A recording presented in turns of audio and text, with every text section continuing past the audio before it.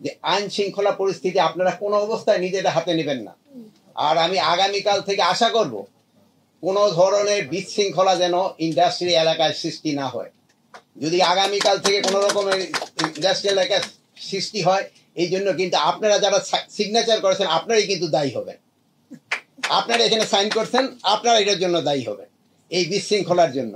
সেই সময় আপনারা কিন্তু পিছু হতে পারবেন না। তা আমি আপনারা এখানে যারা উপস্থিত আছেন, আপনারা যদি সবাই চেষ্টা করেন, আমার মনে হয় আইন শৃঙ্খলা পরিস্থিতি কোনোভাবেই অবনতি হবে না এবং আগামীকাল থেকে সব শিল্প খোলা থাকবে।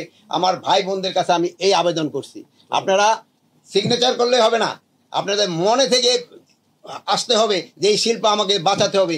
এই শিল্পই কিন্তু আমাদের সব কিছু দিয়ে যাচ্ছে, শুধু আপনাদের না, দেশবাসীকেও দিয়ে যাচ্ছে। এটাও আমাদের মনে করবেন।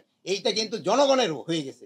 যদি এই শিল্পের উপরে আপনারা বলছেন যে 1.5 কোটি লোক নির্ভরশীল, আমি বলবো না পুরা বাংলাদেশে এটার উপরে নির্ভরশীল। এই জন্য আপনাদের খেয়াল রাখতে হবে।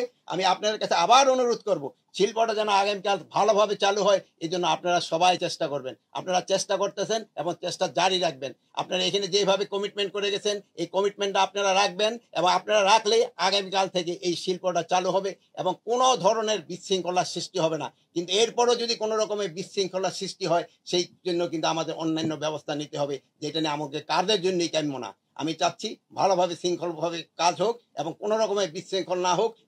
এই দোয়া করে আমি সবার কাছে আবার আমি অনুরোধ করব, আপনারা ভালো থাকেন এবং দোয়া করি আপনারাও ভালো থাকেন, আমাদেরও ভালো রাখেন এবং এই শিল্পটাকে বাঁচান, দেশটাকে বাঁচান।